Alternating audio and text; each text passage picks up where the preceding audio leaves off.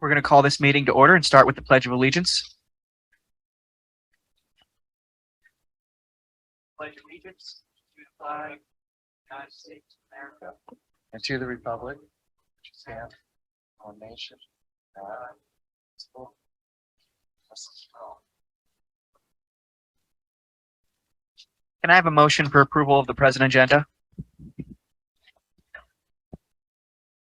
All in favor? Okay. Carried. We're going to start out with a public comment period. This is the first of two public comment periods. This public comment period is for stakeholders of the Chatham Central School District to comment on items on today's agenda. There will be a second public comment at the end of the meeting, which is for comments on items that are not on the current agenda. If anyone wants to speak now, you can raise your digital hand using a button at the bottom of your screen in Zoom, or if you are in the room, you can come up to the microphone, sign your name, and speak on one of today's topics. I'll just give a moment to give people an opportunity to raise their hand. Yeah. How many public do we have today? We have 4 online participants. No one currently has their hand up. Okay. We're going to move on into board comment then. And I'm just going to start with I'm sure we're going to hear more from our building members here, but I had the opportunity to come see Macbeth last Friday. Was really exciting seeing everyone masks off, really clear, loud voices. Brought all my kids. Everyone had a good time. Does anyone else have any board comment for this week? Take the mic. Yeah, French. I really had a wonderful time at Shakespeare, but a lot of it was watching those kids. They loved it, loved it, loved it, and they had such a wonderful time. And they loved everything about it. They did a fine job. The directors did a fine job. The last night, one of our students was ill, and the director had to step in for him. It was wonderful. She had a script in her hand, and you hardly ever noticed the script. Fine job. That's a good program. I agree. I got the opportunity to go on Friday, and I thoroughly enjoyed it. Like I said, there was a couple of times when they came running down the aisle, and I didn't hear them coming, and I jumped out of my seat a couple of times. Really enjoyed that performance. I just wanted to add that I think the participation among the students was very strong this year, it appeared.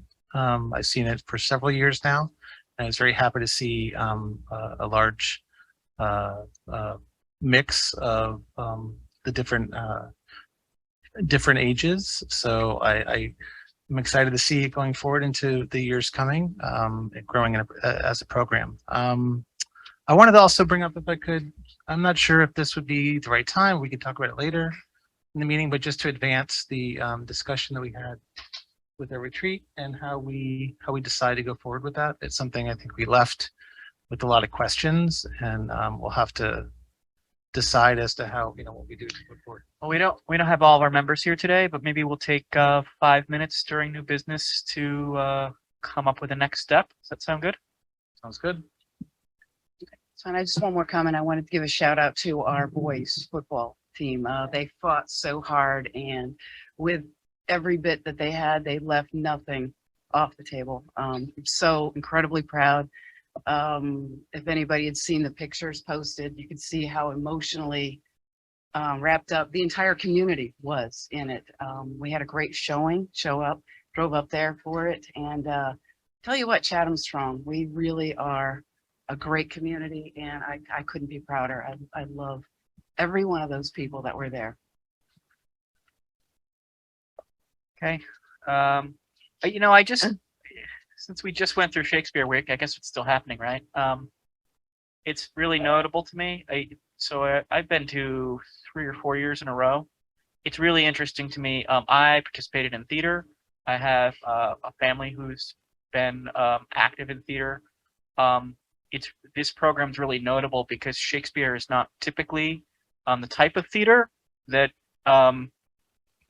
garners a lot of participation. Usually, if you're interested in theater, you do musical theater. That's the fun stuff that people really enjoy. It's really striking that the complete opposite is true here, and clearly that's because of this program. So it's very notable that it's exceptional. With that, I would like, yeah, I want go ahead. to comment on the opposite end of the spectrum. I took my grandson to the Halloween parade outside, and what a fun time it was. The number of family and community that came out to see the parade and clap for the kids was phenomenal. And he had a ball. Is this the first time in a few years we've done that? I don't remember if we did that last year. I think we skipped it last year, right? Yeah. Oh, yeah, around the track. Yep. Yeah. I guess, didn't they have trunk or treat? Didn't they have something in the parking lot That's also? the PTA. And that that was did a huge success. Yeah. I had parents tell me that was, they had their trunks lit up. They had decorations in the trunks. That was a very big success this year, I guess. Yeah. We do good here. Yeah, right. All right. Sounds like it's time to move on. So we're going to start out with our report from our student representative.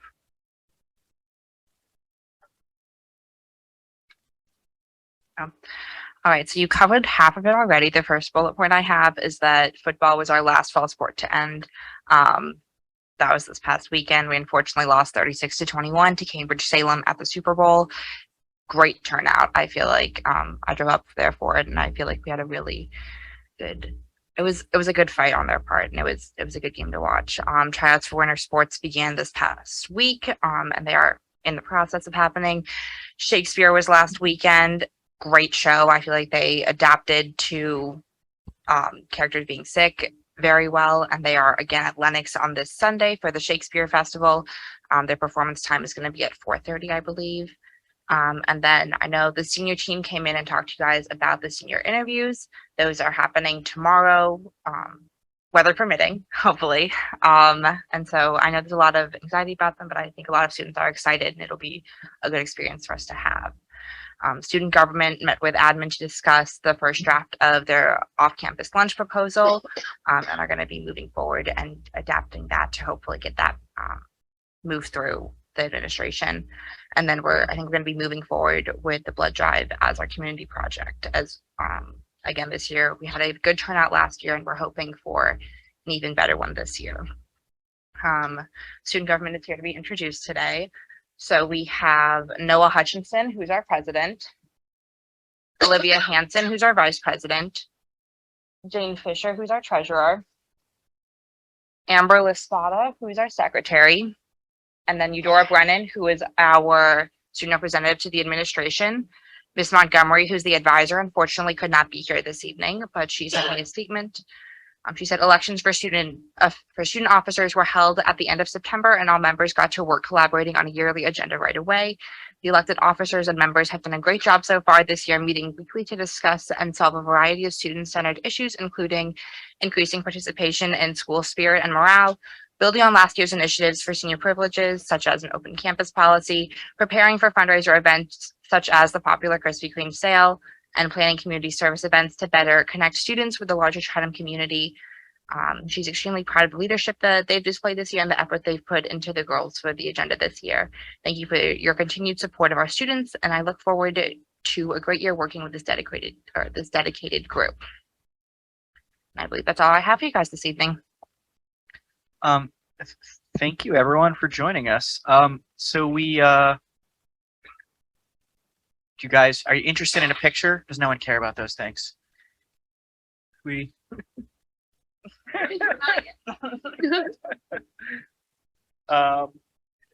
don't know how we want to do that, but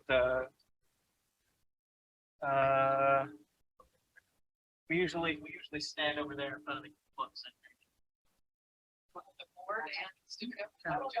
Get the superintendent in there. Stand over there.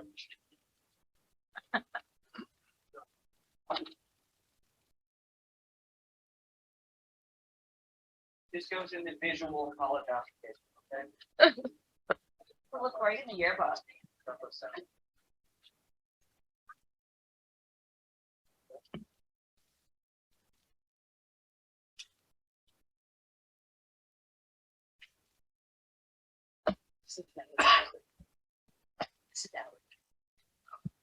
You all have in front of you your invitation to the leadership school board. Christmas party.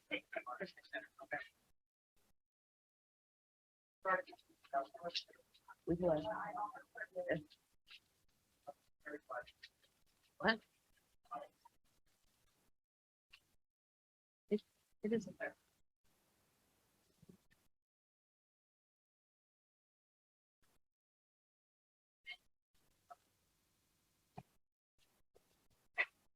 Testing, one, get.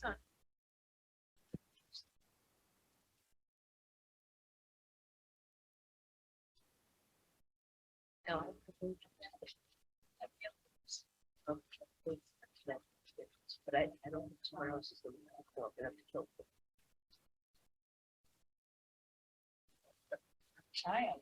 All of you are please. I was not wearing a jacket today. Okay. So, Youngest friend. Yes. Yeah. thanks for the intro. She's so smart. All right. Well, we are into that was the end of your report, right? Yes. Okay. We are into Dr. D'Angelo's district update. Good evening.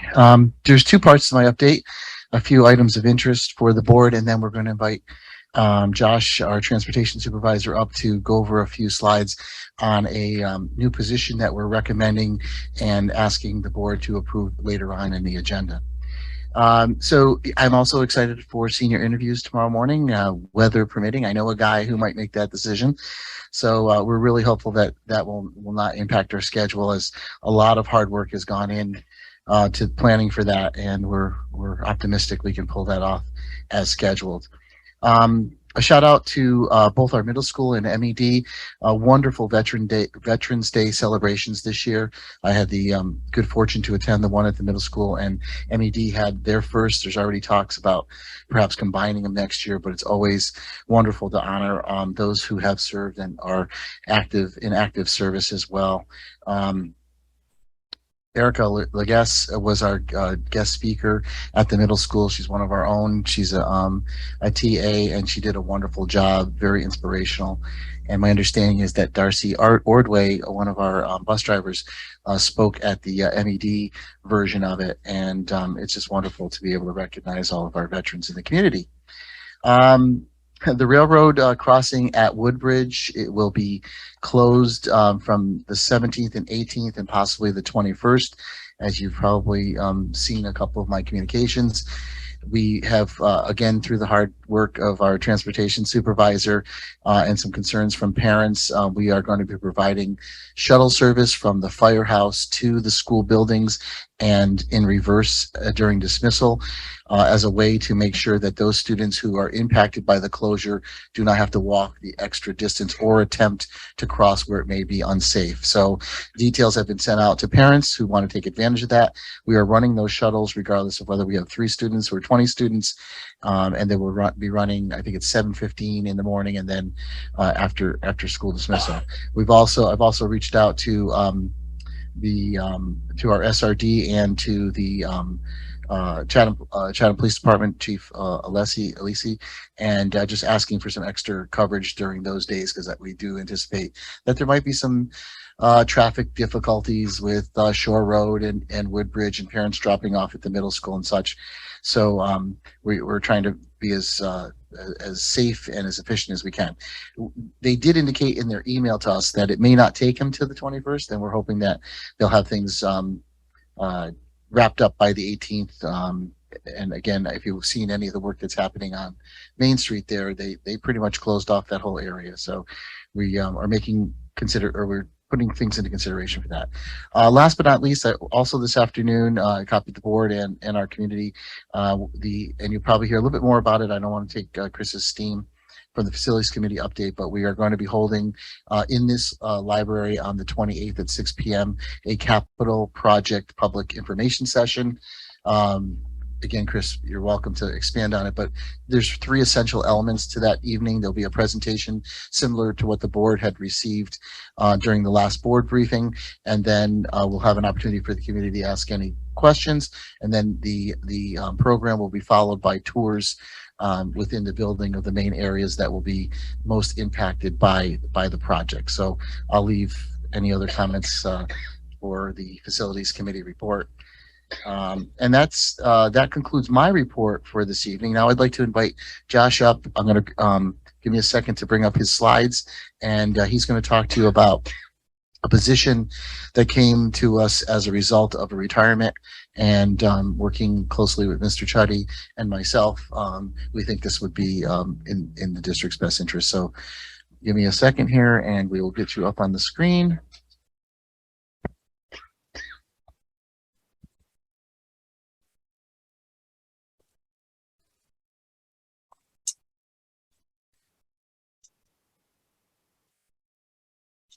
Okay, Josh. Oh, let me get rid of this. And we'll go to the meat and potatoes here, right? There we go. Okay, all yours. All right. Good evening, everybody. Excuse me. Allergies. With the retirement of our head bus driver, we were looking for ways to improve the office within the transportation department. So upon hours of research, speaking to other districts and seeing what our needs are, we have come to the conclusion that this position, which is known as the Assistant Transportation Supervisor, would be the most ideal fit. Just a little bit of background. This would be a new position, as I mentioned, for the district, and is civil service. Other districts do hold this position as well. So just a couple of key points. With the ever-changing guidelines and requirements for federal motor carrier, state, DOT, DMV, and whatnot, it's an ever-evolving situation. It requires more documentation, more oversight, as well as the ability to conform to the regulations and guidelines. So under this position, this would be monitored and everything would be maintained. The assistant would also assist myself with daily operations, day in and day out. As I mentioned, Article 19A, which is the requirements for school bus drivers under the state DOT and DMV. They'll be maintaining the regulations as well as state education regulations, which are always changing as well. They would also assist with managing payroll for the department, as well as FMLA regulations, which is something that's always ever evolving. Anything with the federal government or at the state level always is ever evolving. So it's good to have somebody in there who would be able to maintain everything, so we maintain compliance 100%. So they would be assisting with routing as warranted. So in the event that something needs to change in a route, or for example, getting ready for the fall, it takes countless hours to ensure that routes are properly routed, everything is safe, and it's a safe scenario where students can make it to and from school in a safe manner. And finally, last but not least, one of the most important reasons for this is to drive a school bus when needed. So just as a comparison between the head bus driver and the assistant transportation supervisor, head bus driver for the district was half time was in the office, and the other half they actually had a contracted run. This would actually take the driving equation 100% all the time out.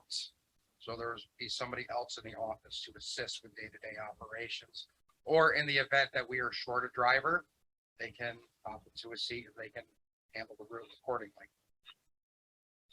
Now, the assistant transportation supervisor, as I mentioned, stay in the office at all times. But also they will be handling some of the testing as well. Under 19A regulations, there's a variety of tests, behind the wheels, which are done every 2 years, defensive drivings, which are done annually. Will also provide oversight for maintaining physicals. That's very important to make sure that a driver is physically fit to operate a school bus within the district.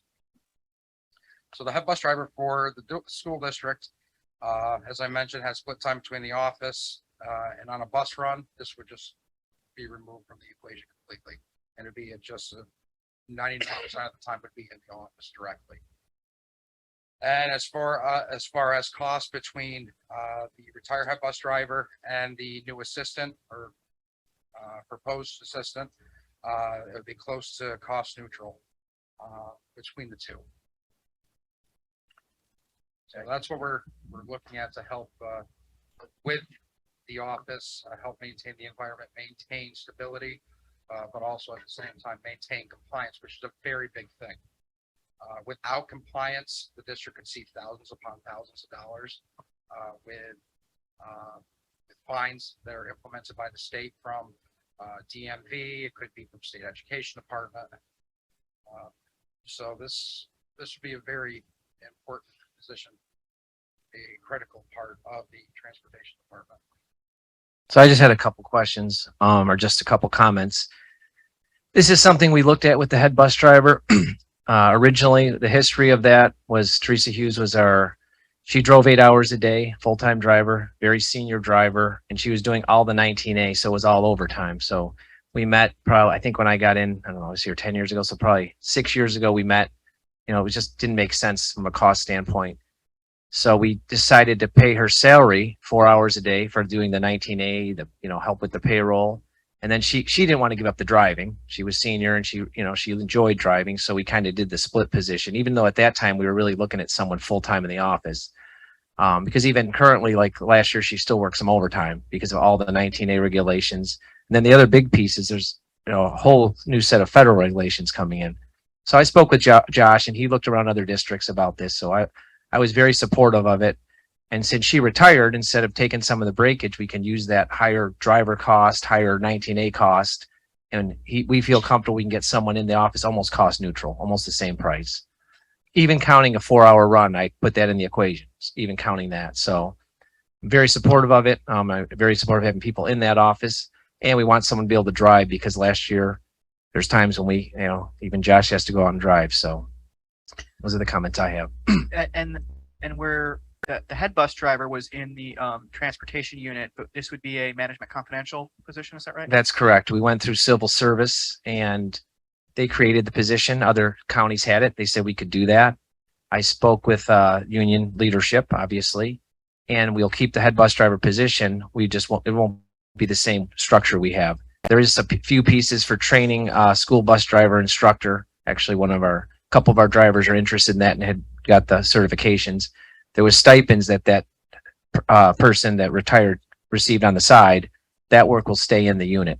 So this is just separating out. No one is certified in our group to do the 19A certification work. So this will be separate. And when I talked with Sal about this last week, this was the one we were waiting on approval, right? On the position definition. Is that right?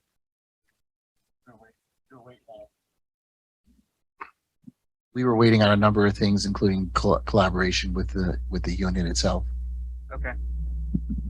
But the civil service definition was approved for this. Okay.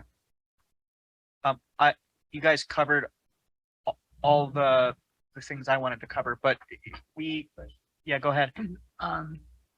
This certainly is going to take things off your desk, which is you deserve for that. I was interested when you said something about the physicals. All of our drivers have to have physicals every year, or is that true? Yes, that is correct. And what time of the year is that done? Well, we have, it used to be past practice that everybody was sporadic throughout the year. But now we have changed it to where everybody is done once a year and they are done at the same time. For us, this year was October 19th. Okay. So what we're going to do next year is we're gonna move it up to the first week of October. Within the next couple of years, we're hoping to get it to the end of the year. Because we have to maintain that compliance within that 12-month period. So it's something I've strived for and have achieved it, plus or minus a couple of drivers here and there. And that includes your substitutes also. That is correct. Thank you.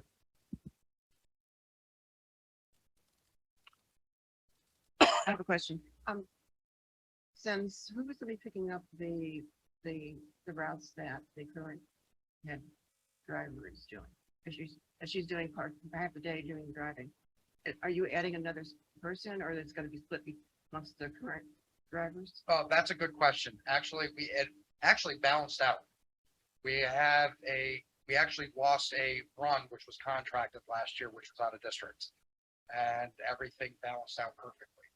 So that, the previous head bus driver's run was put up for bid and it was awarded to those with bargaining unit.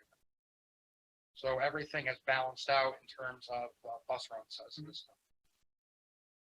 I have two questions. When you said by the end of the year, are we talking about the end of the school year or the end of the calendar year? Well, our ultimate goal is to keep it within the school year. So let's say, for example, we get to the point within 2-3 years, we make it to the beginning of September for the physicals. Then we would go to June, by June 30th, before school is out. So everybody would stay within the school year. They wouldn't have to come in over their summer and everything stays within the contract school year. Okay, and just because I'm watching as the years go on, our numbers are going down. As you said, a route went down. We're getting to the point that we're almost becoming top heavy in administration. If down the road, whoever is this head bus driver continues to move up financially, we're still going to be giving that percentage to the assistant administrator, and will it continue to balance out, or will we look at that on a yearly basis? Beth, you're looking at when you say top heavy, you're thinking about decreased ridership. Is that right? No, I just mean the number of administrators we have in this community for the number of students. Right. So per rider of the bus system, that's what you're talking about. The issue we've looked at over and over in transportation is, even though we're losing students, we're not losing routes, right? Because we have the same territory. So I can help, I think, a little bit with some clarity. So, and Mike helped me, you do with this the other day. Well, first of all, this is a supervisor's position, not an administrator, right? And we have to also have some redundancy for Josh. Our operations at the transportation facility go from, 5 a.m. in the morning to well into the afternoon. And so having some redundancy in the office is essential, but that 19A work has to be done by someone. And by shifting it to them, there is a contractual rate for the head bus driver, but it's just a per hour subsidy on their salary, like $1 an hour. So I don't think it makes it cost prohibitive at all. But our concern is we also have a dispatcher who's been with us for a long time. At some point, she will go on to greener pastures, and we're in a situation there where she actually splits her shift, and I think that's going to be hard to replicate. She's someone who comes in very graciously in the morning for a few hours, goes home for a period during the day, and comes back. And so really this is, we believe, Mike and I, that this is a way that we're building we're future-proofing the department as well.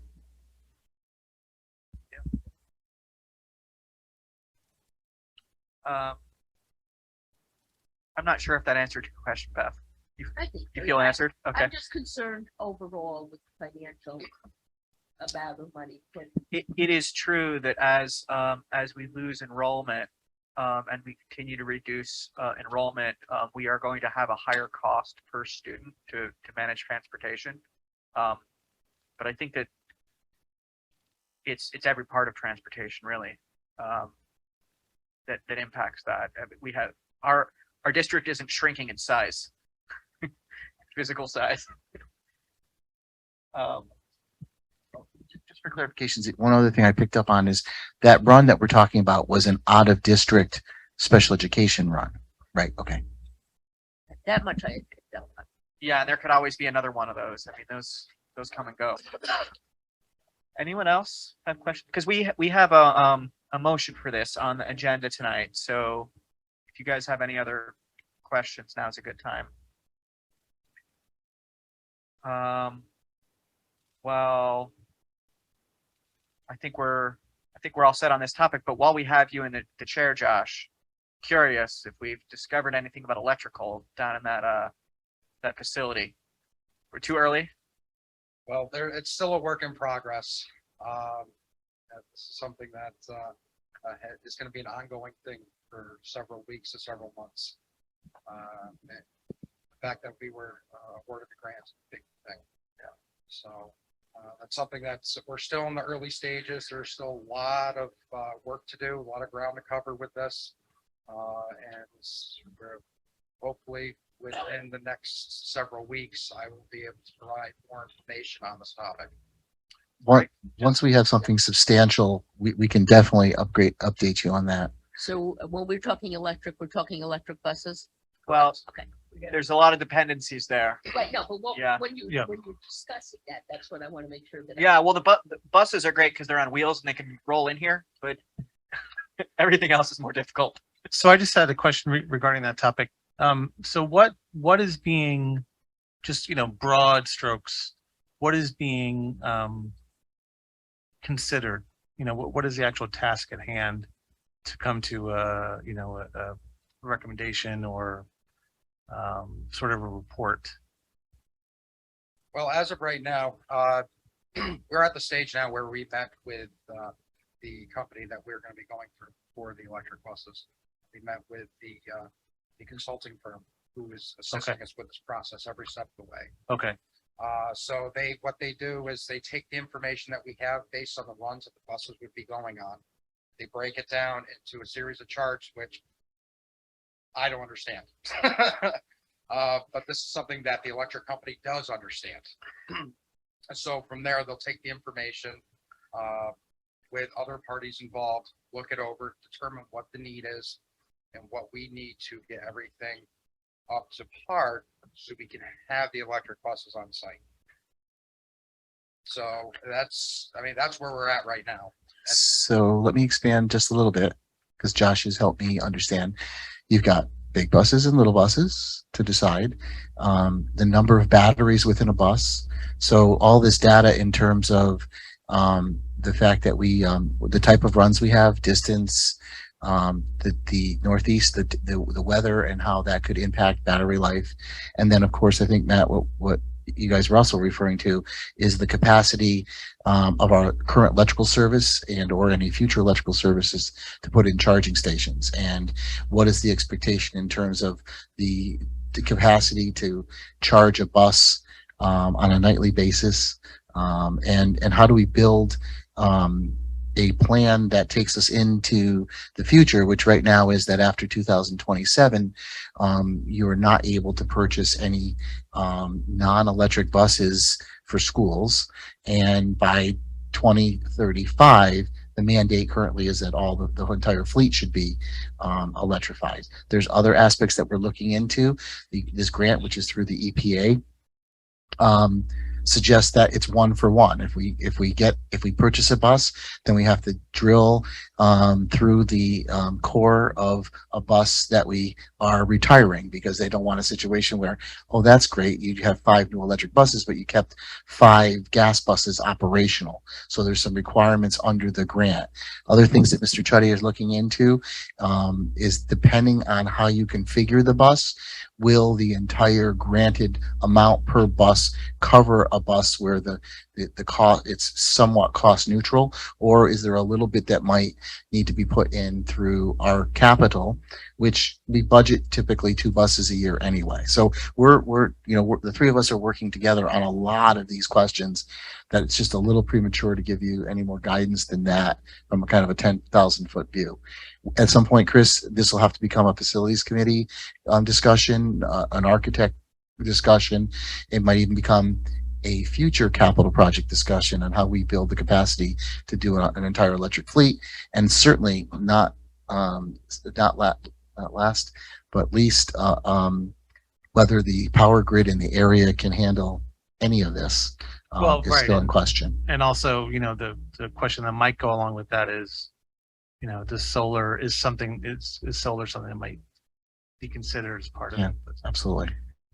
I'm actually curious the terms of like if we don't make, it seems like there's other infrastructure, right? That's not going to make the budget calendar. What happens to the grant? Does it evaporate? We're working through all these questions. So, and Taconic Hills was awarded 10 buses, and there's a million questions they have too. So we're working together in conjunction. I have the same thing. Can we carry over the grant?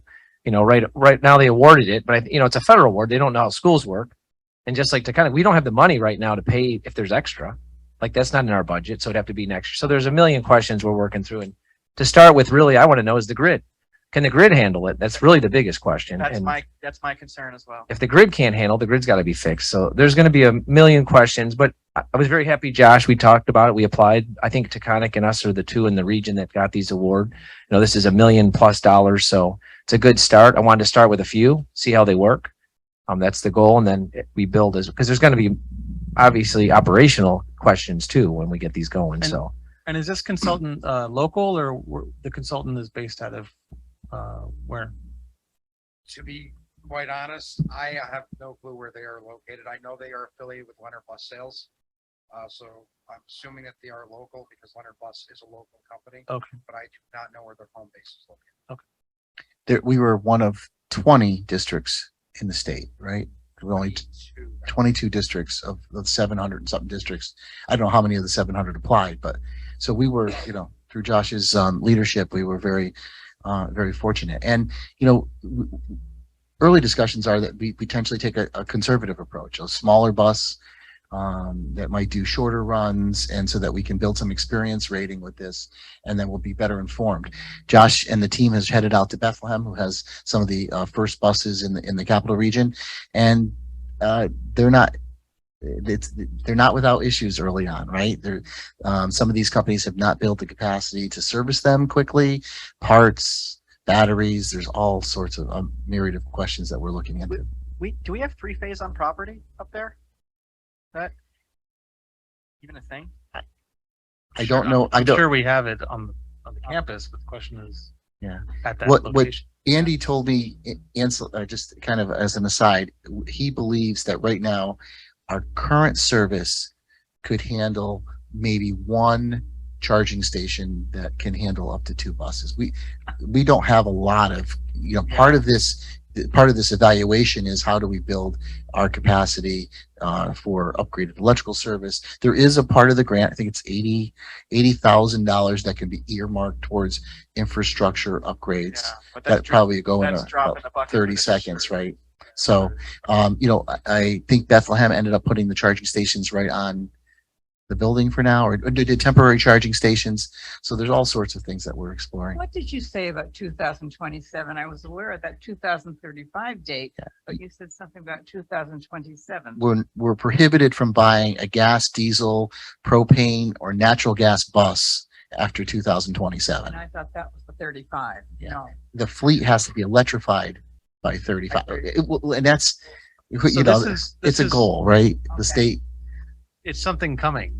right. Yeah. And will it happen by 2035? It's probably billions of dollars of assets that schools in the state would have to buy. So unless it's supplemented by grants from the EPA and others, or, NYSERDA or whoever it is, that's going to be a lofty goal.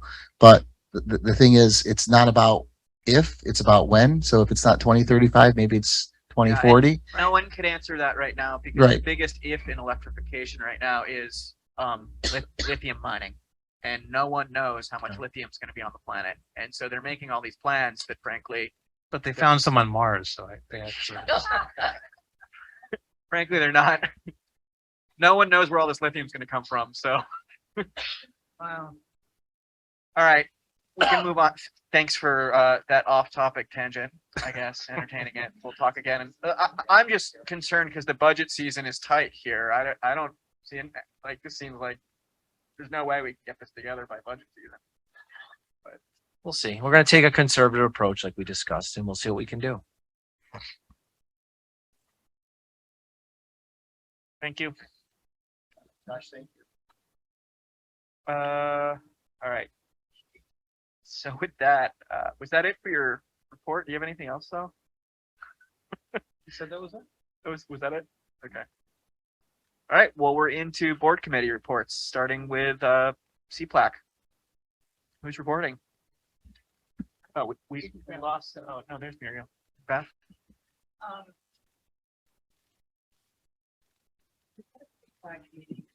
We had a CFLAC meeting a couple of weeks ago. We did not do a lot of business. What we did do is meet our new temporary librarian, Hannah, who was here 8 or 9 years ago as librarian. And then she left and had a family, and now she's back taking part-time. We're lucky with that. We posted the position for a librarian. And that's it. Okay. And when did we post? I can give you an update on that. The posting is closed. Okay. We have one well-qualified candidate. They currently live out of state, so we had to do some inquiries. I'm happy to report that Columbia County Civil Service went back to the commission and they've given us approval to, I guess, waive the residency. So the last piece of that is that she has some impressive credentials, but she doesn't have her public librarian certification. She's working with Hannah. Hannah feels very confident that that should not be a barrier. So we're kind of working through the process. I believe she lives in Great Barrington, so it wouldn't be too bad of a commute. Great. Anything else, Beth? I was unable. Okay. Attend that meeting. All right.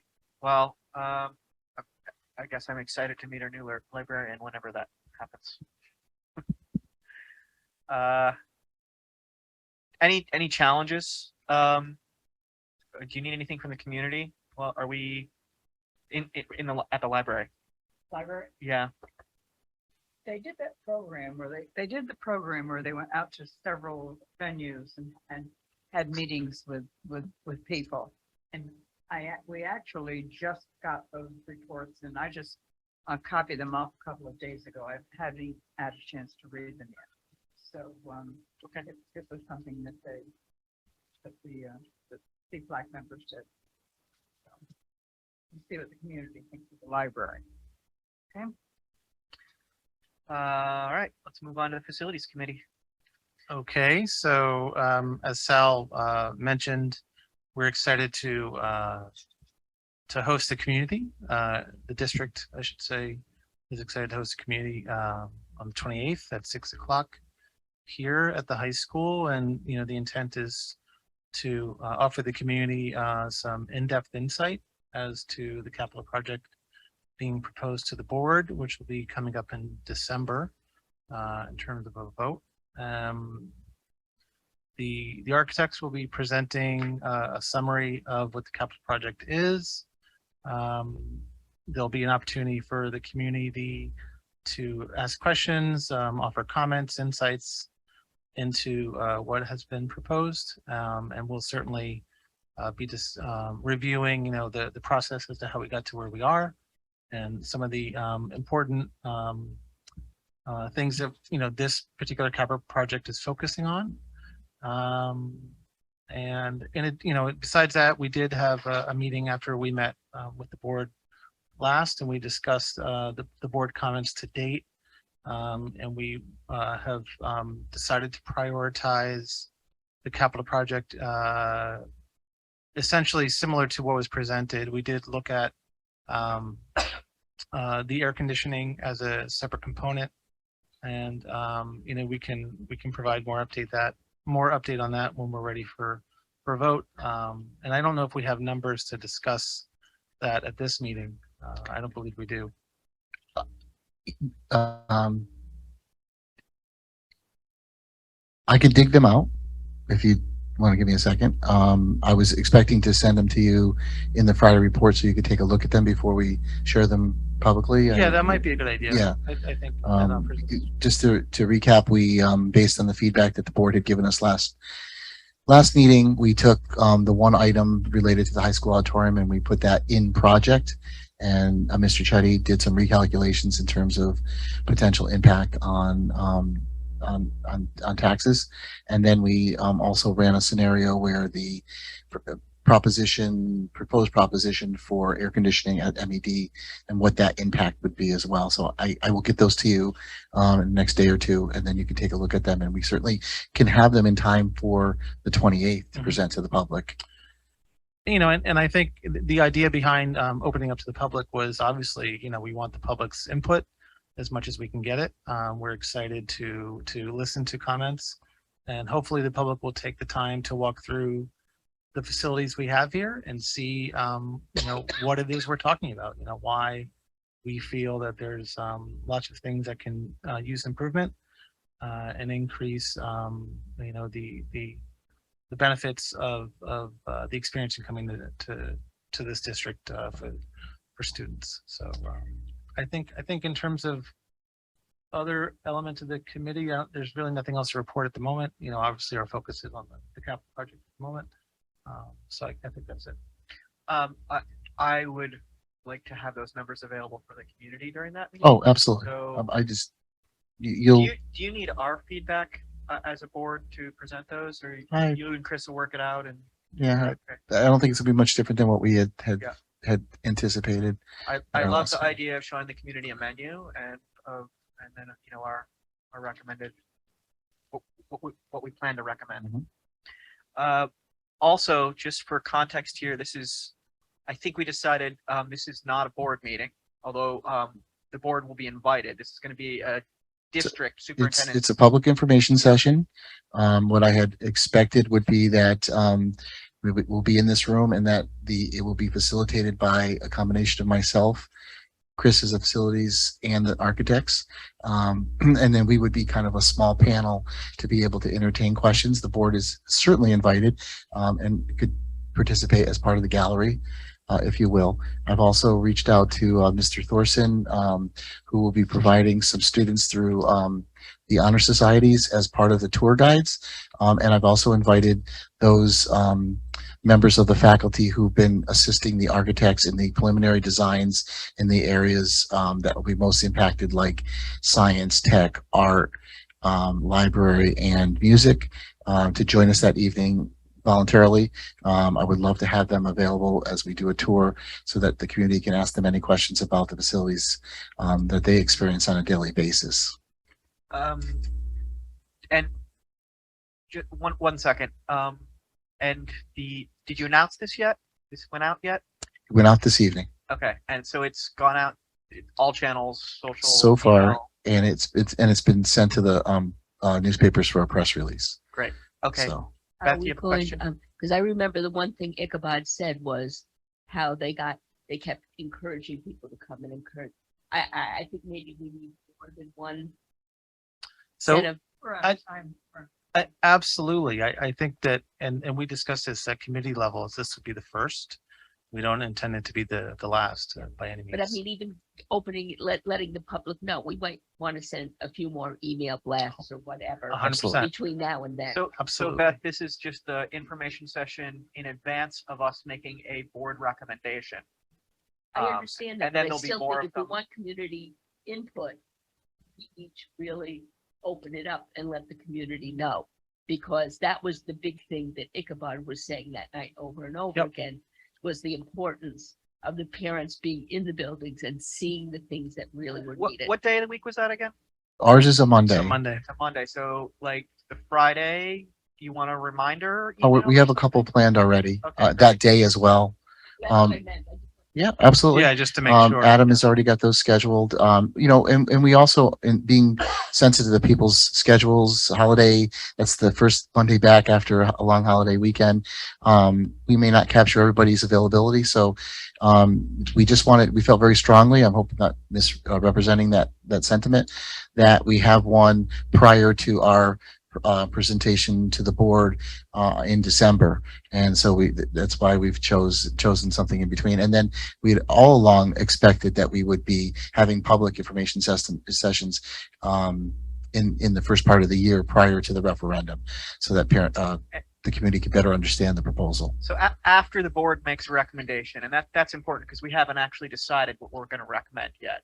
But after we make a recommendation, I think I would like, and it could be in the board section of the website, but I'd like a dedicated page. Well, I can show you that We right have that now. already? It's let me. There's a capital project page at the top of the Yeah, so- website. Okay. The parent student portal, it's 2023 capital project. Great. That's what you're referring to.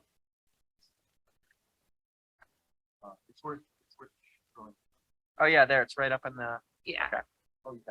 And that's been there for a little. About a week or so, yes. So so we'll flesh that. so just where we used to have, I think, COVID-19, Yeah, we've replaced great. that with capital project, thankfully. Yay. And the reason for that is the beginning of a repository for, like we've done in the past, all the presentations, all the links to recorded meetings.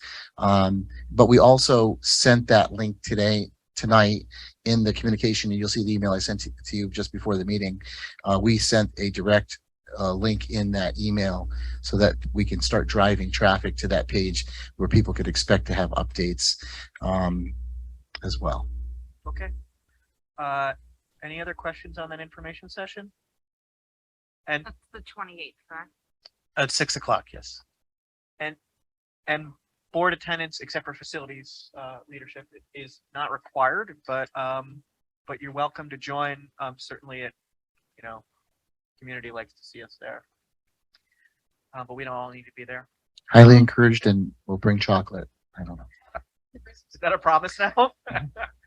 Leftover turkey sandwiches. I don't know. Okay. Anything we didn't cover? Everything. Okay, let's move on to finance. Pat?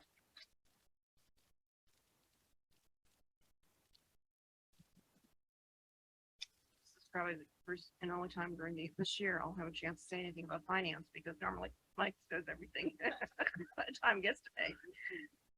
Anyway, we had a finance committee had its first meeting about a week and a half ago. We essentially went over the budget calendar for the upcoming year, which you have to vote on in the consensus agenda. I don't know if you had a chance to look at it, but it really hasn't changed, except for maybe the dates, but the content is pretty much the same as in the last year, 2 years probably. So we went over that and agreed on that. And then we had some preliminary discussion in advance of our next meeting, which is going to be on the reserve plan. Talked a little bit about the potential impact of the current state audit, that it may have some impact on how we look at the reserve plan. Also, the impact of the capital project, that it may have some, we have to think about that regarding the reserve plan. And also just overall regarding the whole budget is the impact of the recent property assessments here in the towns of Chatham. And again, and I think, also it's a year or two ago. So it was pretty much a very general meeting. We will have another meeting, I think, on December 1st, regarding the reserve plan, which you'll get next month. And come January, start again on the budget planning. So pretty much that's it for finance. So I did have an opportunity to look at the calendar. I was reminded of our meeting, maybe it was last meeting, when there was some discussion of meeting cadence. personally, I think that this is an important time of year for the board, during budget season in particular. And I appreciate the level of depth, but maybe we could just take a read from the audience here on the level of depth that we saw last year in the finance planning process. Is it the right amount of information for the board? And, you know, it's split into 7 pieces, is it? 6? Does that feel right for everyone? No, I don't quite understand the question. So there's a planning season, right? It begins soon. I mean, Mike's probably been working on this stuff since last budget season, but he presents it into the finance committee, right? Finance committee receives that information in depth, right? And then in a slightly abbreviated form, although these are extensive presentations to the board, they come forward here. Go through. Yeah, and we go through it, and I want to make sure that we're at the right level of depth, especially considering there was some communication from some of the board members last time that maybe we're meeting too frequently. So we would have to, if we were going to meet less frequently, we would have to change the way that this information gets presented to the board, either in terms of depth of presentation or cadence. So I wanted to bring that up now because we're about to adopt the calendar. But are we talking about changing the calendar this year or in terms? I Oh, don't have personally, I'm happy with this cadence and the level of depth. I appreciate it, but I wanted to bring it up because there was some talk last time. I think there was a brief discussion about this at the finance committee. I recall it being, and I think I know, Mike's feeling is that he wants to, if ideally to stick to this current year's calendar, right? Which is, this year. Yeah, from the standpoint of the budget planning Yeah. process, the calendar, the budget planning calendar is not necessarily going to change. Right. How we, and the timing for presenting it to the board. Yeah. And it may not necessarily, it may be a different vehicle, maybe through, That's what I wanted to ask. Is everyone happy with this? Because we had some discussion recently. I'm happy with it. I want to make sure everyone else is signed up. Yeah, I am, although I think, I'm trying to remember who one of the board members made a comment at the previous meeting about, just how, and maybe we can't avoid it, but, the decisions made in finance and recommended to the board versus when the board discusses board goals for the year don't seem to Well, overlap. it's difficult. We set goals and the district has to work really hard to come up with plans to figure out how to execute on delivering on those goals. And it's unrealistic that that's all going to happen before budget season if we're setting those goals in the fall. Yeah, right? it might just be what it is. So it's, it might be the following year, Right. but it does take all year to even get to the point where they're ready to They're give us a responding to specific goals, budget, right? Yeah. So it just takes a long time, right? It's and I do want to point out that there are three of us board members on the finance. Yeah. So it's not 3 out of 7 is a pretty good, representation. So. Yeah. It's not like it's just one. I support it. I think the calendar is good. anyone else not think it's great before we move on? Okay. I'll remind you of this when you're planning too many meetings in a few months.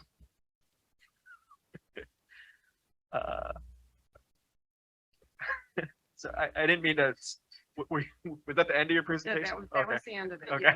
yeah. I was getting prepared to move on to the next one. All right, policy, yeah.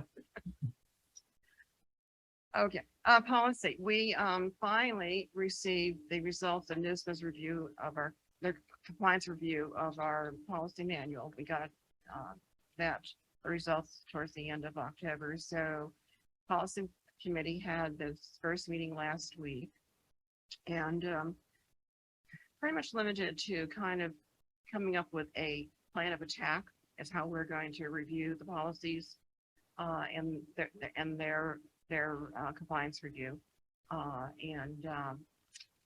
So we came up kind of with a preliminary plan. We're going to see how it goes. It's rather aggressive, and we may have to kind of wheel it back a little bit well, we're gonna see how it goes over the next couple of months.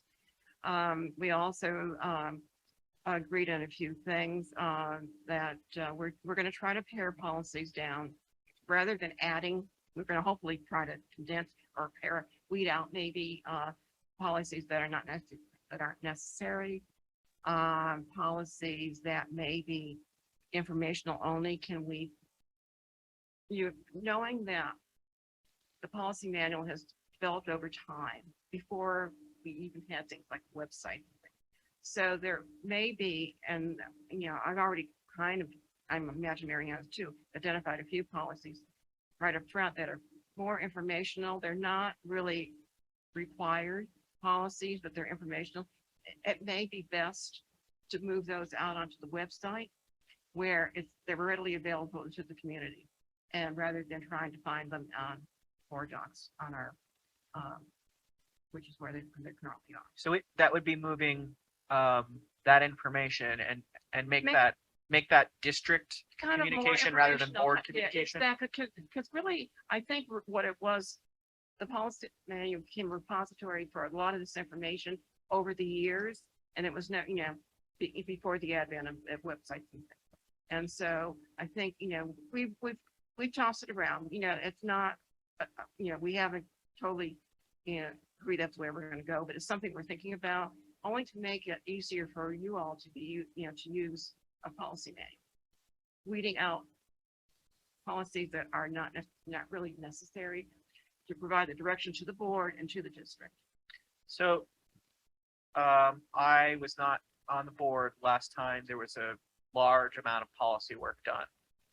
Are you imagining to drip feed through, like to give us a few policies at a time, or that you're going to come up with really like sketchy plans and develop them over time and bring that to the board for feedback? Essentially what we're going to try to do is review a section of policy at a time. Right now, our policy manuals are the 1000s, 2000s, etc. The way NISBA addressed their compliance review, they kind of set it up along the same lines. So it only makes sense for us to do our review the same way. So the probability is, as we finish a section and we come up with our conclusion, this is what we think is what we need for this set of policies, the section, we will at that point in time turn it over to you all to take a look at. All right. So it will be giving Section by it won't section, be sort of. Ones and twosies now. It's going to be a section at a time. I think that's what we did the last time around. Otherwise, I think it'd just be, So you're going to go by domain, and we're going to use the old numbering domains or the new numbering domains right to now, do that. right now, I think for the purposes of our review and getting the information to you, these are what policies we recommend. We're going to stick with the current numbering to the extent we can. And however, once we're complete and everybody, we're in agreement and we get buy-in from you as to what our policies are, then we'll go back to NISBA. They will renumber in accordance with their numbering conventions. Because what we want to do is make it in the future, make it so much more workable than what it has been. Because essentially we created a matrix of, here's our policy number, here's the BOCES area policy number, here's the NISBA policy number. It's been very unwieldy. We need to commit to NISBA at this point in time. And the thing is, if we accept their policies, we're going to try to accept them without any editing. Because it makes our life much easier when they go to do an update. We won't have to then, what did we change the last time around? It'll make it so much simpler in the future. So that's where we're headed to. Whether we can truly absolutely get there, I'm not sure. So and Marianne, you're fairly, you're new to this, and it's Before we go to it's comments, definitely or questions, could we just get a little more clarity there on that process? So you're talking, so we contracted for renumbering, but that's going to be a secondary stage. at once they come, yeah, right. Once we come up with here are the policies that we want to include, the board signs off on that you're in agreement. These are the policies as written. this is what you want to see. And then it would go back to NISBA. They would in turn renumber and And then- finalize the manual. And then in terms of readings and adoptions, do you imagine doing readings by domain and adoption all at once when they're renumbered, or to adopt and then renumber? I'm not sure, I guess we're gonna have to see how it works best. I haven't really thought that far ahead at this point in time. Just intuitively, to me, it seems you wouldn't want to send it back to them if it hasn't been adopted, right? We would want to make sure it's. I'm a little uncomfortable with doing readings on one numbering system, and then like how do and then The how the last time that, and I came in, I was in transition and they were through several of the 1,000 series. They brought them, Chris Kelly was on the board then and he was leading the initiative. They brought them in bunches like we were suggesting. We got consensus on the changes. And then if you look at the bottom of the board manual, with the exception of readoption, they were all adopted as on one date. Was it 2018 or whatever it was, April 17th or something. So if you look at the bottom, then the whole manual was adopted in its entirety. so we might end up with reviewing them as a board a few at a time, but we do formal reading in and adoption after renumbering might be the direction we go. If we decide to do that, where we're reviewing them in pieces as a board, but then in terms of adoption, that would be monolithic. Does that It's sound? one final adoption. I think Okay. if we may do, seems to me we did for us, first and second reading on first section. I don't remember if we did an adoption there. I think we waited before the adoption until we were finished, but we gave you a section to review, do a first read. If we had to take them back, make some changes, do a second read. Hopefully at that point in time, everything was fine. And then we would just put it aside till we got the whole package. The only concern I have with that as a concept is that it's possible in doing a first read and a second read and then not adopting is the time span between the first and second read and then the adoption. If that's a long period of time, there might be a question in between then when it goes to. We could, no, we'll, if we're doing them spaced out, before we do adoption, what we'll do is we'll do a final reading with the whole list. We might even do multiple of those in a row, so that the community and whoever's Yeah, aware that of board makes meetings sense. Yeah, will have the opportunity to look at all of them once we've got them all together. right. Okay. For like second or third readings or whatever, it could all be at once. But I don't want to just throw everything at you. Yeah. No, I agree. Yeah. So we have to kind of give you bits and pieces. So as we finish the section, and we're the policy committee at that point in time, I said, okay, we're comfortable. This is what we want to present to you all. Then we will do a first read. And yeah, go ahead. Okay. Well, and the one comment that you made about not changing the policies seems impractical, but but I appreciate what you're saying about not editing any of the policies. Seems like I think it's really has created. In the has. I know.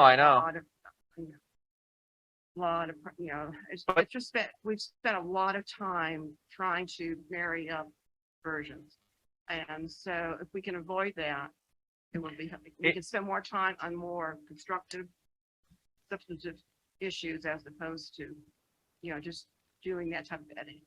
yeah, I know. I could certainly starting from a fresh place, trying to minimize those changes, and then perhaps when there are changes, maybe we include change logs inside the actual policy or attached to the policy, so that I'm sorry. change logs, like, so when you go to edit a policy, right?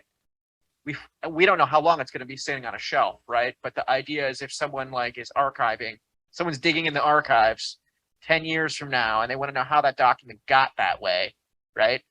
There's like a page attached to it that says, here was the original verbiage that Well, was changed. essentially, every version, on board docs, they're retired and or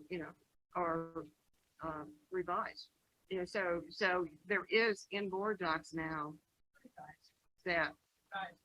Yeah, Full they're all- copies, yeah, but all that information is there. You were commenting on the difficulty editing when there are a lot of changes accumulating When- over when- time. If we have taken, in the past, taken a sample policy from NISBA or Erie and made changes to it for whatever reason, so, and then, okay, we adopt it, and then that policy service comes through with an updated policy, then we have to go and compare them almost word by word. Just know where, what has, what has changed besides maybe Yeah, I know, but what they, I've read some of those NISBA templates, and in some cases they say, here's 5 different ways you can have this paragraph. And that's what it says in the template. So the idea that we're not going to be editing them is, and that in itself makes it difficult. So, we're trying to simplify it as much as possible. If we can adopt the sample policy as written, it's gonna make things a lot Yeah, easier. I think we understand the intent. The question is what you're saying. I have a question. Yeah. Just in terms of the compliance review. You got it back, like how does it, just in general, like how does it, was it a good review with no concerns in general? It seems, We, I guess we really haven't started working with it to know, but the Okay. way it's presented, it seems, well presented. They had a section of, what they thought, some required policies that they thought we didn't have, which we do have, but they just didn't realize how we addressed them. There was a like that. Then they had a list of not required policies, but policies of theirs they recommended. And then they went to, into our policies and compared them and, married up against some of their sample policies when they have them. Also said, whether they accepted them as written or they recommended we, look at their policy or, maybe they would say some of these policies wasn't needed, wasn't necessary for whatever reason. So I think they did a fairly thorough job. Mhm. It's just now we have to work through. What do you, this is an open question to the policy committee as well as the district. I'm tempted to ask or propose that we assemble some board responses to the evaluation and put this into record. But the review that came back from NISBA, I don't know what format it's in. I don't know what the content is. Not exactly an audit, right? But it is a policy review that was paid for by the taxpayers. And is this something that would be digestible by the community that we want to put into records so that 5 years from now, when people ask, why did we add that new policy? We have something to point to. Well, it's going to, first of all, it's going to be in the policy committee folder on our policy run. So it's not going to be disappear. It's going to be there. So the district can always go back and take a look at it. Whether we want it out on the. I don't know that I haven't reviewed it. I don't know the nature of the content, if it's suitable for public view or I not. think for somebody who, somebody outside, it would be confusing. But that's my take, unless you really understand what. the What purpose I is. wouldn't want to publish it unless we did responses to their findings. So, and their recommendations. Well, the response is going to be how we develop our policy. Yeah, I would suggest the board take a look at the compliance review. I don't think it's problematic in terms of disclosing anything. They're categories, right? So as Pat described, there's I'm repeating it, but the required policies that they're recommending. And then there's really 3 buckets. Your policy looks great, don't need any changes. This is a policy doesn't need to exist. Consider rescinding it. And then here's a handful of policies that we're suggesting you take a look at our sample and make some changes to. They didn't then go to the granularity of saying, here's what's wrong with your policy. You should make these following changes. They've just pointed us to their sample policy. But they did do a little bit of compliance review as well, right? In terms of whether you have the required policies, yeah. Because there are a list, which they have up on their website as a list of required policies required by federal, state, or whatever. And so there is a listing and, you know, and, I actually, you know, I know that, you know, they were looking at it for those, you know, make sure that, you know, we addressed it in our policies. I actually went through, did a double check just to make sure they were Yeah. covered too. I think I'm just trying to, like, I'm thinking about future boards and the community and trying to understand whether we should take this information and we should present it to the board or whether we should leave it in committee. And I don't have strong feelings, but I have a little bit of a feeling that I would like to take their review and bring it into the public, but I don't know. I mean, board level. Well, not just board level, but to make it without short of a FOIL, to actually just make it public information. But I wouldn't want to do that unless we were going to record responses for their findings along with the document. And I don't know how much work that is because I don't know what it looks like, but when I say record responses, I mean, they said this thing, but you said, well, we did have that policy, but, so I would want that note in there. You know, So- okay, I did have the results converted to Excel and, to be able to, as we go through, we will capture our decision as to what we're gonna do line by line. That would be something maybe, you know, normally would, you know, would be kept internally in committee, but maybe, you know, that's something as, once we could go through it and finish up, you might want to put it out there. Because that would be the actual compliance review and then our actions taken as a result.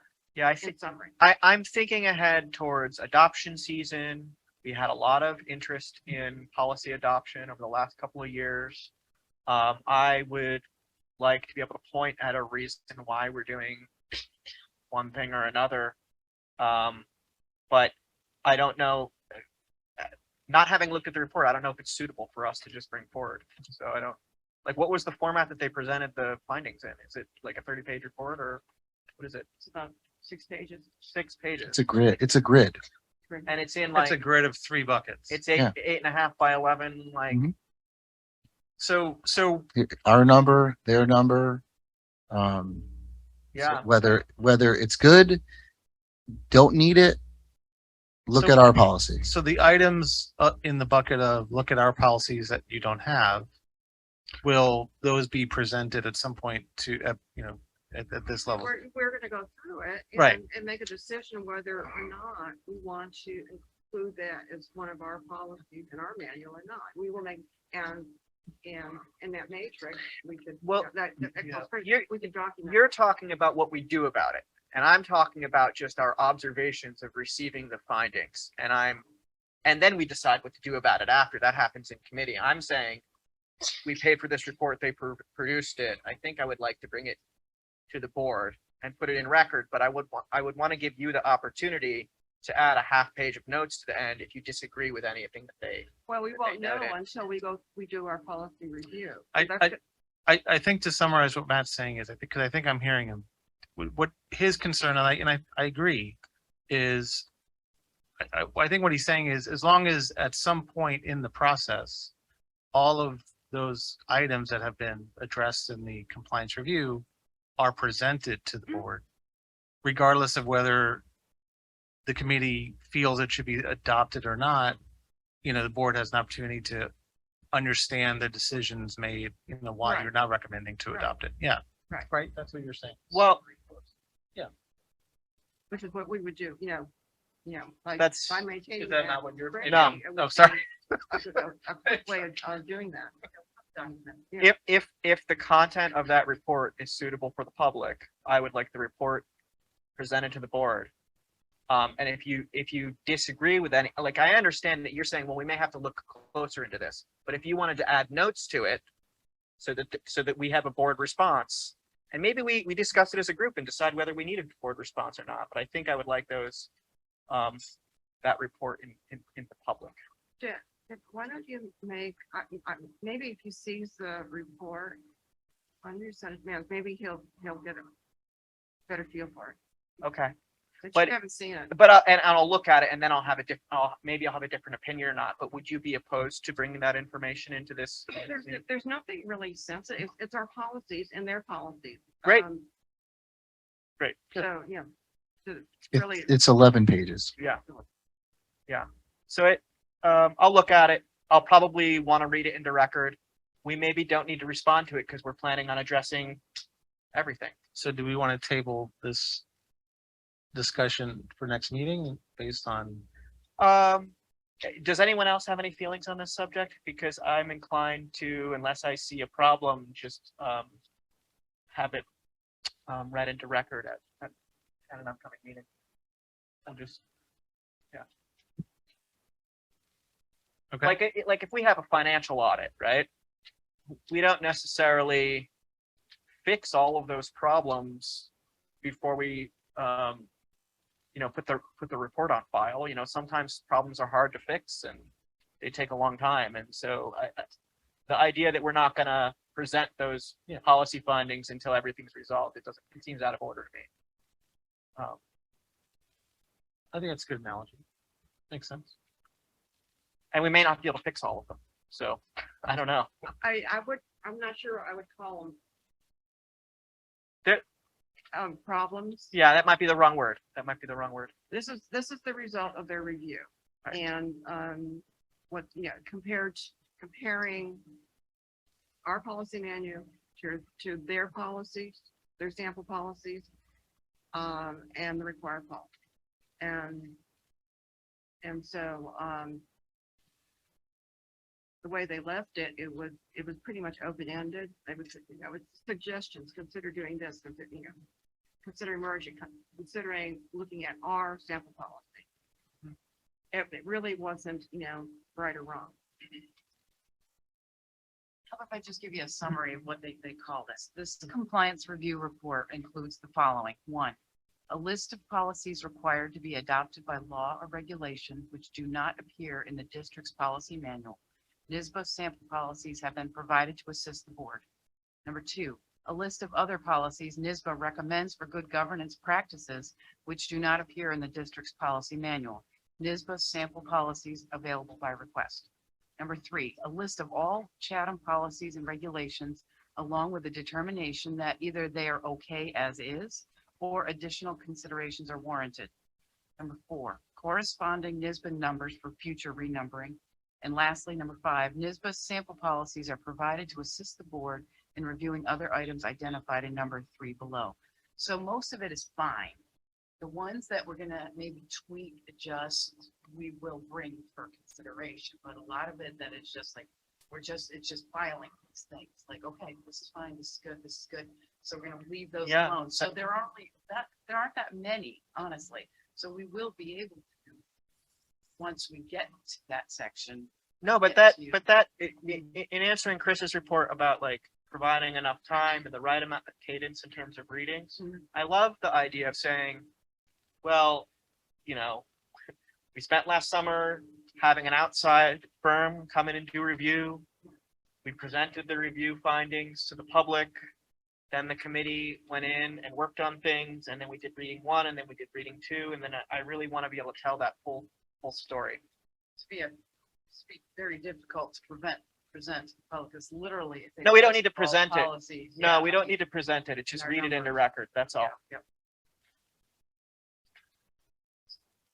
And I think that the depth that you already discussed it, I think is probably enough for us at the board level right now until you actually start getting into it and you've got something for us to look at.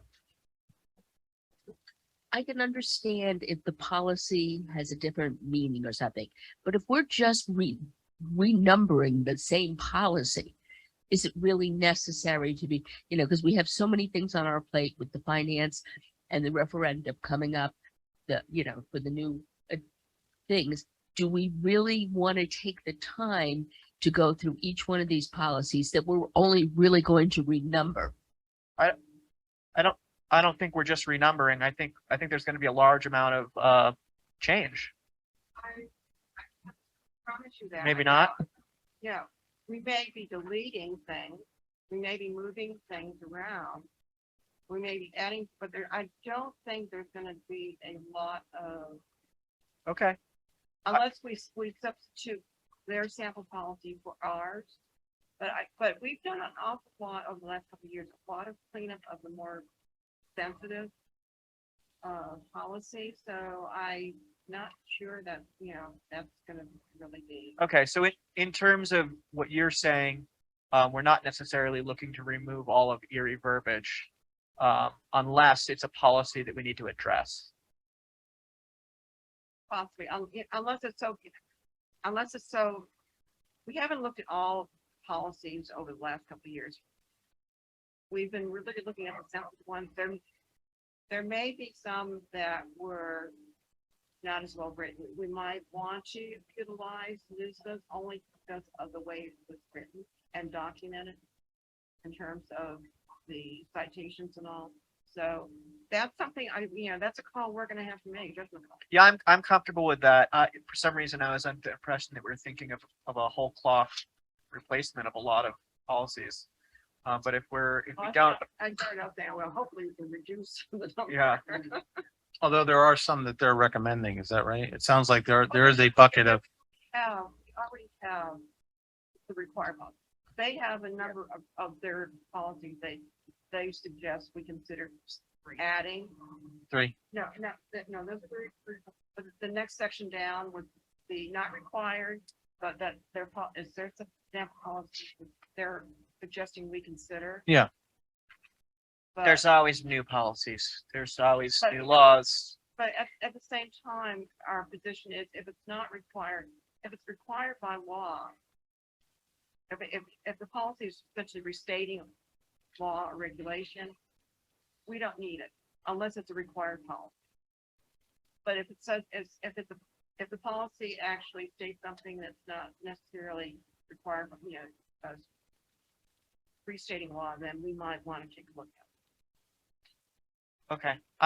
I don't have any other questions, but but we have access to be able to see the. well, it's in the policy committee drive right now, right? it. Right. That's right. So we'll circulate it. It's in your email now. Okay, great. Just send it to me. And then I'll figure out which meeting we'll read it into the public record, but it'll be one of the upcoming meetings. We'll just. Sounds good. Okay, so no other policy notes? Good. All right, you guys ready to leave? With that, we're into new business, and I'm sorry before I said that we wanted to take 5 minutes of new business. I meant items for future agenda for that retreat follow-up.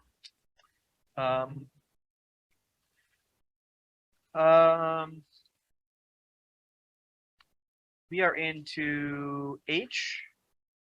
R24, be it resolved, the Board of Education hereby create the full-time position of Assistant Transportation Supervisor. Can I have a motion? Motion. I'll second.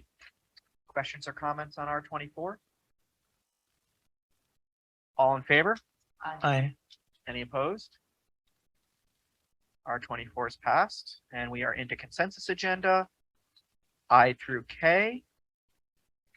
R25, be it resolved that the Board of Education accept consensus agenda I through K as written. Can I have a motion? Motion. Second. Questions or comments?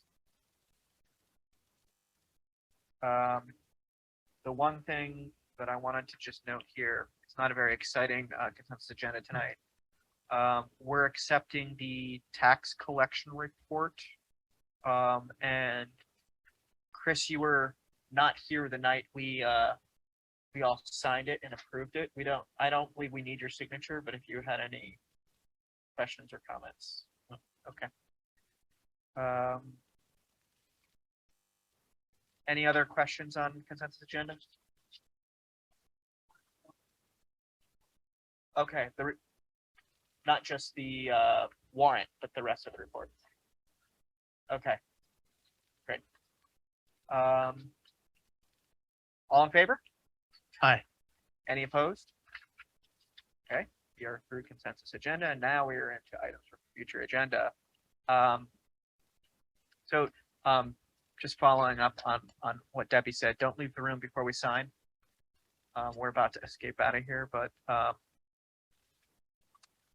we did have that board workshop a few weeks ago. Was it last week?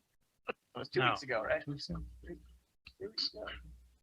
2 weeks ago. November 1st, so 2 weeks. ago. I think that we're in process here. Hopefully it was helpful for everyone to stimulate thoughts. I don't actually recall what we discussed as next steps, but I think that maybe we may want to schedule another session where we dig a little bit into what the board wants to prioritize. So is it now that we should talk about availability, or? Not availability as much as just authorizing me to reach out if you want to continue with Mr. Ford or an associate of his. What he had recommended, and this is just by recollection, that we got very little into the next phase, which was that whole strategic visioning conversation that he would take the board through in his next series of exercises. And I think in terms of if the desire is to have him come back for consistency, then I'd want to get started in terms of reconciling dates sooner than later because of his schedule. And I would imagine with the holidays, we would be looking already at, January sometime. Fred's not here. How does everyone else feel? I'll reach out to him and ask about continuing with Mr. Ford if he has availability, or he's got some other, does he have a group of consultants? He recommended that. I don't know who else. My preference would be to stay with him at least for this next meeting if possible. What I would do by giving advance notice is, since he is from Rochester, he works with several districts in the capital region, including some of our neighbors. And it might very well be something where he comes in to do something on Tuesday with us and Wednesday with someone else. And I would like to afford him that convenience if possible. But I would start with having Debbie reach out to him, giving him a time frame, a flexible time frame, having him provide us a couple dates, and then come back to the board with how does this sound to you guys? I'm inclined to agree. Anyone else? We have the opportunity to say we didn't like that guy. We want to go with someone else. But now's a good time to start shopping. If that's the case. We haven't really had the opportunity to really comment on the evening. I'm just wondering if we want to. I mean, you're asking the question. Yeah. Well, my observation was I think it was really helpful in helping us all dwell on this idea of goals, right? Not even what goals do we, what do we want to propose as goals, but what are goals? What's the board's, what's the difference between a district goal and a board goal? And I think that we did a really good job sitting together and understanding that together. I don't know if anyone else has any other thoughts. I appreciated the fact that he was truly independent. And, he had no ties to us. He came in, actually did his homework.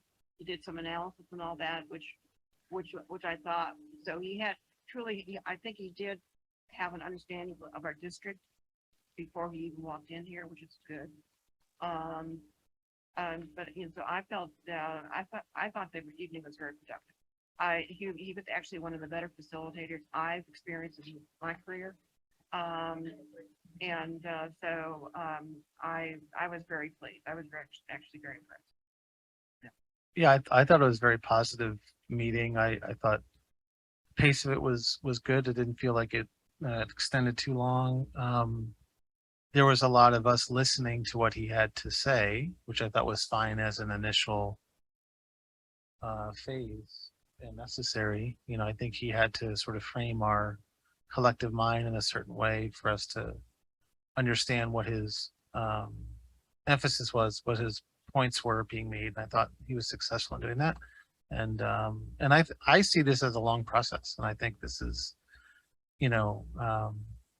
I think it's necessary, and I think it's something we're going to have to really invest time into. So I'm all for continuing. And I say, hopefully we can find a cadence to do this so that, we don't have 3 to 4 month lapses of time before we talk about these things, So somehow we have to come up with a system, whether that's evaluating, the board calendar next year or, whatever it is, however we come up with it. But I think we have to start to think about that. Well, I think we have an assent here. So reach out January, February range as a target. Just for everyone here, if he says, well, I'm in Spain in January and I'm all booked on February, do we want someone else? Do we want to wait for him? Do we want to? I think. He managed to get us talking. We might be able to meet him in Spain, to be honest. I would like. Is there a Spain, New York? I didn't know. All right. So at his pleasure. Any other items for future agenda? All right. With that, we are into second public comment. We've lost our in-room public. Do we have any online public remaining? Still have our 4 dedicated, and Ms. Fisher has raised her hand. Okay. If anyone besides Miss Fisher would like to follow her onto stage, this second public comment is for members of Chatham stakeholder group to speak on any topic affecting the district.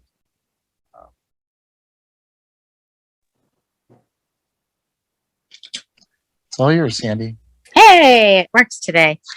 So I don't want to keep you guys because it's 7:30 and it's snowing out, but I just want to say, I listen to you guys every other week, and I just really appreciate the hard work that you guys are doing and the time that you devote voluntarily to, to us as teachers and to the district, and especially to our kids. It doesn't go unnoticed, and we're Thanksgiving, and I'm thankful for you guys because you do a lot of the heavy lifting, and I really appreciate it. So have a great Thanksgiving, and thank you. Very nice. nice. Thank Thank you. And very wear much. your pajamas right side out. We don't want to delay tomorrow. That's right. So I'm going to Bye. quote you on that, Sandy. yeah. Have a good night. Do we have any other digital hands? Okay. With that, can I have an emotion for adjournment? Motion. All in favor? Hi. Meeting adjourned. You never.